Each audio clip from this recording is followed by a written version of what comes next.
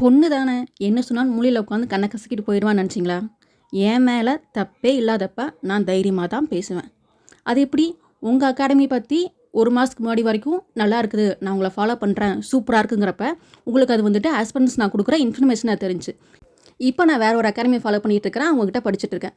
அதை நான் ஷேர் பண்ணுறப்ப மட்டும் எனக்கு பெனிஃபிட் கிடைக்குது. ஸோ அதனால தான் வந்து அவங்க ப்ரொமோட் பண்ணுறாங்கன்னு சொல்கிறீங்க. அப்போ ப்ரொமோட் பண்ணுறவ நான் இந்த லாஸ்ட் ஒரு 1 இயர்க்கு மேலே உங்கள் அகாடமியோட ஃப்ரீ பேட்ச் நிறையா ஃபாலோ பண்ணியிருக்கிறேன், நிறைய வீடியோஸ் போட்டிருக்கேன், எல்லாமே பண்ணியிருக்கேன். நீங்கள் எனக்கு எதாவது பெனிஃபிட் கொடுத்தீங்களா? கொடுத்துருந்தீங்கன்னா அதுக்கான ப்ரூஃபை அட்டாச் பண்ணி காமிங்க. என்கிட்ட உங்கள் பெனிஃபிட் வாங்கிட்டு தான் வீடியோ போட்டாங்க அப்படின்னு. நான் லாஸ்ட்டாக போட்ட 2 வீடியோலையுமே வந்துட்டு எந்த ஒரு அகாடமியோட பேரையும் நான் சொல்லவே கிடையாது. இது நல்ல அகாடமி, இங்கே போய் சேருங்கன்னு சொல்லலை.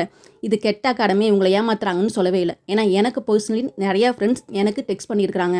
நான் அந்த மெசேஜை இன்னுமே வச்சுருக்கேன். நிறைய அகாடமிஸ் பணம் வாங்கிட்டு இந்த மாதிரி கிளாஸஸ் செய்கிறதுல நான் ஏமாற்றிட்டா நிறைய பேர் சொல்லியிருக்கிறாங்க.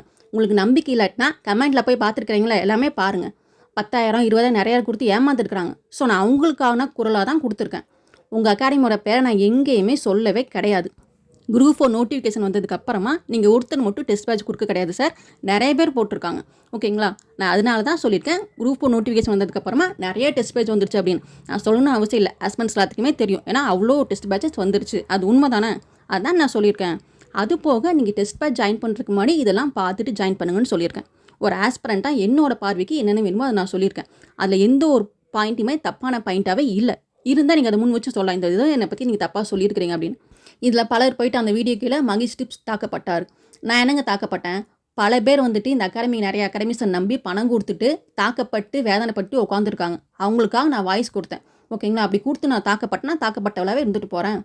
இங்கே என் சேனல் கீழே வந்து கமெண்ட்டில் உங்கள் சேனலை பற்றி ஆஸ்பரன்ட் சொன்னாங்கன்னா அதுக்கு நான் எப்படி பொறுப்பேற்றுக்க முடியும்? நீங்கள் சொல்கிறது அப்படி தான் இருக்குது. அப்போ உங்கள் சேனலை பற்றி யாரோ தப்பாக கமெண்ட் பண்ணியிருந்தாங்கன்னா நான் அதை ரிமூவ் பண்ணியிருக்கணும். நான் பண்ணாமல் விட்டுருக்கேன். என்னை பற்றி திட்டி கமெண்ட் பண்ணாலும் என் சேனல் அப்படியே தான் இருக்கும். நான் எந்த ஒரு கமெண்ட்டையும் மோஸ்ட்லி ரிமூவ் பண்ணவே மாட்டேன்.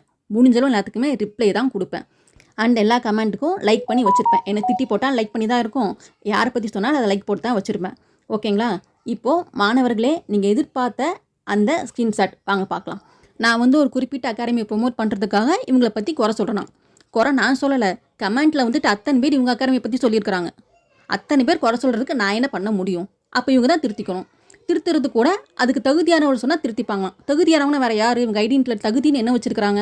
இவங்க கீழே படித்த ஆஸ்பரன்ஸ் தான் வந்து என் சேனலில் என் இதில் கமெண்ட் பண்ணியிருக்கிறாங்க. இப்போ நான் அவங்களாம் தகுதியானவர்கள் கிடையாதா? என் சேனல் நீங்கள் போயிட்டு ப்ளேலிஸ்ட்டில் செக் பண்ணி பாருங்கள். டிஎன்பிஎஸ்சி டெஸ்ட் பேட்ச்னு சொல்லிவிட்டு அத்தனை டெஸ்ட் பேட்ச் நான் சொல்லியிருக்கிறேன். ஃப்ரீலேருந்து பெய்டு வரைக்கும் எல்லாமே சொல்லியிருக்கிறேன். இத்தனை டெஸ்ட் பேட்சும் நான் உங்ககிட்ட அப்போ பெனிஃபிட் வாங்கிட்டு தான் சொல்லியிருக்கிறேனா? சரி, நான் மற்றவங்ககிட்ட பெனிஃபிட் வாங்குறது உங்களுக்கு தெரியாது, எப்படி தெரியும்? சரி, உங்கள் சேனலை பற்றி உங்களோட ஃப்ரீ கிளாஸ் பற்றி எல்லாமே நான் வீடியோஸ் போட்டிருக்கேன். ஒரு 20+ மேலே வீடியோஸ் உங்களை நான் ஃபாலோ பண்ணுறது பற்றியே இருக்கும். அந்த 20+க்கு மேலே நான் போட்ட வீடியோவுக்கு நீங்கள் எனக்கு என்ன பெனிஃபிட் கொடுத்தீங்க? நான் உங்கள்கிட்ட பர்சனலி ஏதாவது கூப்பிட்டு பேசியிருக்கேன், இது வரைக்கும் எப்போ பேசியிருக்கேனா? பெனிஃபிட் நீங்கள் அதுக்காக கொடுத்துருக்கிறீங்களா? கொடுத்துருந்தீங்கன்னா அதை சொல்லுங்கள். இவங்க சேனலில் எங்களோட டெஸ்ட் பேட்ச் பற்றி பேசுகிறதுக்காகவும் எங்கள் டெஸ்ட் பேட்சை ஃபாலோ பண்ணுறதுக்காகவும் நானே இவங்களுக்கு இவ்வளோ கொடுத்துருக்குறேன், என்னால் இவங்க இவ்வளோ பெனிஃபிட் அனுப்பிச்சிருக்கிறாங்க. ஸோ அதனால தான் சொல்கிறேன், இவங்க வந்து யார் வீடியோ போட்டாலுமே பெனிஃபிட் வாங்கிட்டு தான் போடுவாங்க அப்படின்னு நீங்கள் சொல்கிறீங்கன்னா அதுக்கான ப்ரூஃபை நீங்கள் காமிச்சிட்டு பேசணும். நான் வந்து ஒரு வீடியோ போட்டேன்னா என்கிட்ட அத்தனை ஆஸ்பிரன்ட்ஸ் வந்து பண்ண மெசேஜ் இருக்குது, ஸோ அந்த ப்ரூஃபோடு தான் நான் பேசுகிறேன்னு அந்த வீடியோவில் சொல்லியே போட்டிருப்பேன். அந்த வீடியோ கீழேயே 600க்கு மேற்பட்ட ஆஸ்பிரன்ட்ஸ் கமெண்ட்டும் பண்ணியிருக்காங்க. ஆமாம், நான் ஒன்றும் ஏமாந்துருக்கேன்னு. பின்ன அத்தனை பேர் ஏமாந்துருக்கேன்னு சொல்கிறப்ப ஆஸ்பிரன்ட்ஸ் ஏமாந்துருக்காங்க நான் சொன்னது தப்பா? அப்போ யார் எங்கே என்ன வேணால் ஏமாற்றுவீங்க. இவங்க இப்படி பண்ணுறாங்க, நான் பேர் சொல்லாமல் கூட சொல்லக்கூடாது. அப்போ நீங்கள் பண்ணுறதெல்லாம் சரி, இப்படி பண்ணுறாங்கப்பா கேர்ஃபுல்லாக இருங்கன்னு சொன்னால் தப்பு. அவங்கள ஏதாவது ப்ளேம் பண்ணி மொழியில் உட்காரைக்க ட்ரை பண்ணுவீங்க. நீங்கள் இப்படி ப்ளேம் பண்ணால் நான் அப்படியே கண்ணை கசக்கிட்டு போயிடணும். ஐயோ, என்னை இப்படி பார்த்து சொல்லிட்டாங்களே, நான் தப்பு பண்ண இப்படி சொல்லிட்டாங்களே அப்படின்னு. தப்பு பண்ணியிருந்தவங்க மொழியில் போய் உட்காரலாம், தப்பு பண்ணாதவங்க தைரியமாக பேச தான் செய்வாங்க. நீங்கள் இது வரைக்கும் இப்படி யாரையும் பார்த்துருக்க மாட்டீங்க போல், அது உங்களுக்கு இப்போ புதுசாக தெரியுது. ஃபைனலி நான் ஒரு அகாடமி ப்ரொமோட் பண்ண நினைக்கிறேன். அந்த அகாடமிக்குள்ளே போய் ஆஸ்பரன்ஸ் நீங்கள் செக் பண்ணி பாருங்கள். வீடியோஸ் எதுவுமே அவங்க கொடுத்துருக்க மாட்டாங்க. ஆமாம், வீடியோஸ் இருக்காது. ஏன்னா அவங்க ஒன்லி பெய்டு மட்டும் பண்ணிகிட்டு இருக்காங்க. உங்களை மாதிரி ஃப்ரீன்னு சொல்லி எல்லாத்தையும் அதில் கொண்டு வர வச்சுட்டு அதுக்கப்புறம் பெய்டுன்னு மாற்றி ஃப்ரீயும் பெய்டையும் ஒன்றாக்கி கொண்டு போகிறதில்ல.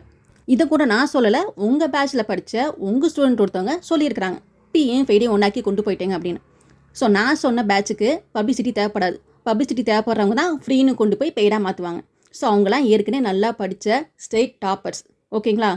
அவங்க சேனலுக்கு நான் பப்ளிசிட்டி பண்ணி தான் அவங்க விளம்பரம் வாங்குற அவசியமே கிடையாது. ஏன்னா, அவங்க கஷ்டப்பட்டு படித்து டாப் ரேங்க் எடுத்து அந்த பொசிஷனுக்கு போயிருக்கிறாங்க. ஸோ, அவங்களுக்கு பப்ளிசிட்டிலாம் தேவையே கிடையாது. எப்படி உங்களுக்கு நான்லாம் ஒரு ஆளே இல்லையோ, அந்த மாதிரி அவங்களுக்கு நீங்களாம் ஒரு ஆளே கிடையாது. ஸோ, இந்த தகுதிங்கிறது ஆளுக்கு தகுந்தாப்புல மாறிக்கிட்டே இருக்கும். உங்கள் வீட்டில் நீங்கள் சொன்னீங்களே, தகுதி இருக்கிறவங்க கேள்வி கேட்டால் நான் பதில் சொல்லியிருப்பேன் அப்படின்னு. அந்த மாதிரி உங்களுக்கு மேலே இருக்கவங்களுக்குலாம் நீங்கள் கீழே தான். ஓகேவா? அதை மைண்டில் நீங்களும் புரிஞ்சுக்கோங்க. யாரும் யாருக்கு மேலே இல்லை, யாரும் யாருக்கு கீழேயும் இல்லை. எல்லாம் அவங்கவுங்க இருக்கிற இடத்துல கரெக்டாக இருந்துட்டா சரிதான்.